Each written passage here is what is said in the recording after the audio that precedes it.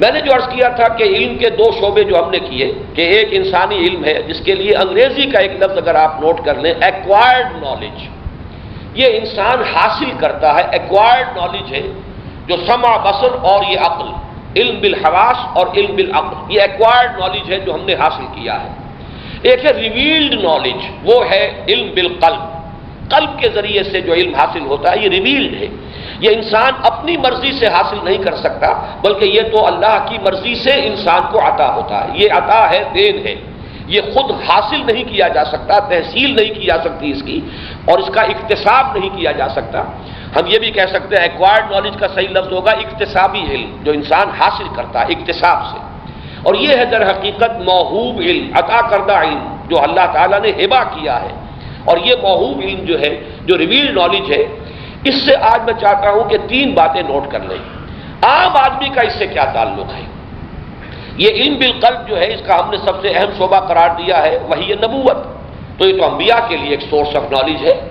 انبیاء پر وحی آئی، انبیاء کو کتابیں دی گئیں، انبیاء کو شریعت دی گئی۔ اب ظاہر بات ہے کہ غیر انبیاء کے لیے جب وہ نبی وہ بات بتاتا ہے تو اس کے لیے تو وہ سمع اور بصر ہی کے درجے میں ہے، وہ سماعت ہی ہے، اسے تو اپنی کانوں ہی سے وہ بات مل رہی ہے کہ جو نبی کہتا ہے کہ مجھ پر نازل کی گئی، تو وہ علم بالقلب تو نبی کے لیے ہے، عام دوسرے شخص کے لیے تو وہ علم بالقلب نہیں ہے، بلکہ وہ بھی اس کی سماعت کے ذریعے سے، حواس کے ذریعے سے حاصل ہونے والا علم ہے۔ تو اس حوالے سے میں یہ چاہتا ہوں کہ نوٹ کر لیجئے عام انسان کے اس علم بالقلب کے ساتھ تین رشتے ہیں۔ نمبر ایک تو سب سے بڑا رشتہ یہ ہے کہ ہمیں جو بھی علم ہدایت ملا ہے، چاہے ہمارے لیے وہ سمع کے درجے میں ہے، ربنا اننا سمعنا منادیا ینادی للایمان ان آمنوا بربکم فآمنا، پروردگار ہم نے سنا ایک پکارنے والے کی پکار کو کہ وہ ایمان کی ندا دے رہا ہے کہ ایمان لاؤ اپنے رب پر، تو ہم ایمان لے آئے۔ یہ سمیع ایمان ہمارا جو بھی ہے، بہرحال اس سے جو ہدایت ہمیں ملی ہے تو ہمیں علمی طور پر یہ جاننا چاہیے کہ وہ ہدایت جو ہے اس کی سورس نبی کی سمع اور بصر اور عقل نہیں ہے، وہ اس کے لیے ایکوائرڈ نالج نہیں ہے بلکہ اس کے لیے ریویلڈ نالج ہے، اور اس سے ہمیں ہدایت حاصل ہوگی۔ یہ ہمارا رشتہ بالواسطہ ہے۔ البتہ بلا واسطے بھی ہمارے دو تعلقات ہیں۔ پہلا تعلق یہ ہے کہ اللہ کے جو نیک بندے ہوتے ہیں، نیک سرشت لوگ، اور یہ معاملہ صرف اہل ایمان کے ساتھ نہیں ہے،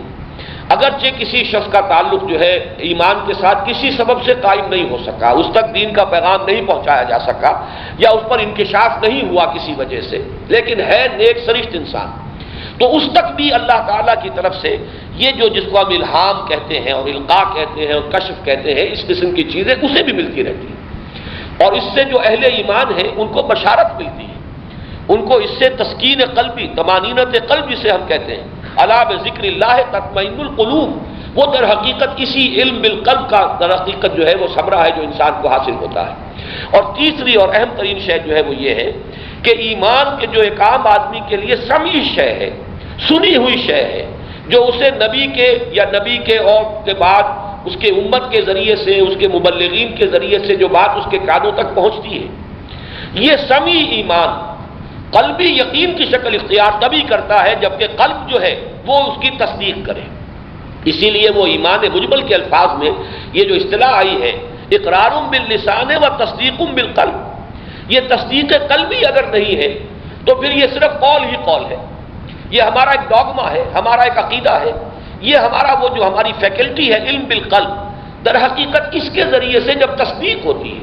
ہمارے پاس تو وہ شے نہیں آئی تو ہے رسول کے پاس صلی اللہ علیہ وسلم، رسول کے بعد وہ صحابہ کو منتقل ہوئی، صحابہ سے تابعین کو، تبع تابعین کو، ہوتے ہوتے کتابوں کے ذریعے سے، مصحف کے ذریعے سے، علماء کے ذریعے سے، مفسرین کے ذریعے سے ہم تک بات پہنچ گئی، لیکن ہمارے لیے وہ سمع و بصر والا علم ہے، جب تک کہ وہ دل کے اندر اتر کر اور دل گواہی نہ دے دے کہ ہاں یہ بات صحیح ہے، جب یہ تصدیق بالقلب ہوتا ہے تب وہ ایمان قلبی کی شکل اور حقیقی ایمان کی صورت اختیار کرتا ہے۔ اس اعتبار سے یہ نہ سمجھیے کہ ہمارا کوئی رشتہ نہیں ہے، ہمیں بھی جو یقین کی جو کیفیت ہے وہ حاصل ہوگی تو وہ علم بالقلب کے ذریعے سے ہوگی۔ اسی کو علامہ اقبال نے اس دور میں جس خوبصورتی سے بیان کیا ہے، شعر میں بھی وہ میں آپ کو سنانا چاہتا ہوں۔ واقعہ ہے کہ کبھی کبھی مجھے حیرت ہوتی ہے کہ یہ شخص کس مقام پر ہوتا تھا اور کہاں سے بات کرتا تھا، کہاں تک اس کی رسائی تھی۔ فکر انسان پر تیری ہستی سے یہ روشن ہوا ہے، پرے مرغ تخیل کی رسائی تا کجا، یہ اقبال نے غالب کے بارے میں کہا ہے، لیکن میں یہ سمجھتا ہوں کہ کہیں زیادہ اس کا صحیح انطباق اور اطلاق خود اقبال پر ہے۔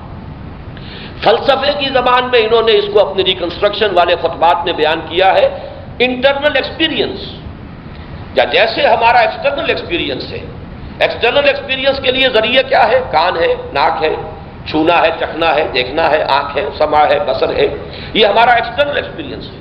اقبال نے اس بات کیا ہے کہ اتنا ہی قابل اعتماد بلکہ اس سے کہیں زیادہ قابل اعتماد جو ہے وہ انٹرنل ایکسپیرینس ہے، یہ تجربہ باطنی جو ہے یہ ہے اصل روح، اور در حقیقت ایمان انسان کا بنتا ہی تب ہے جبکہ وہ تجربہ باطنی کے ساتھ اس کی ہم آہنگی ہو جائے۔ بلکہ آج میں جب یہ سوچ رہا تھا تو ایک تمثیل ایسی ذہن میں آئی کہ جیسے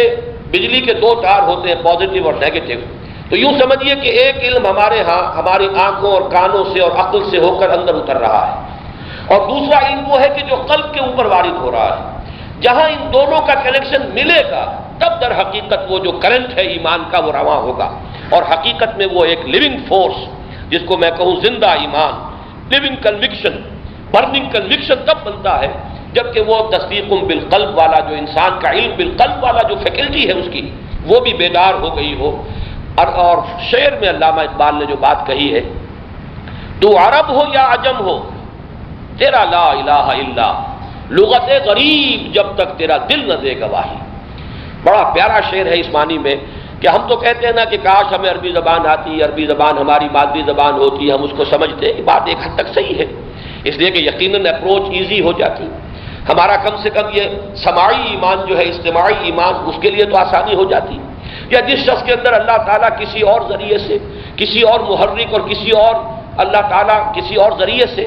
اس کے اندر ایمان کی چنگاری پیدا کر دیتا ہے، اب اس کو قرآن مجید سے اسے بھڑکتی ہوئی آگ بنانے میں سہولت حاصل ہو جاتی۔ لیکن علامہ کہہ رہے ہیں کہ عرب بھی ہو اگر، لیکن اگر اس کے دل سے گواہی نہیں نکل رہی، بلکہ اندر وہ فیکلٹی آف ہارٹ جو ہے وہ مردہ پڑا ہوا ہے،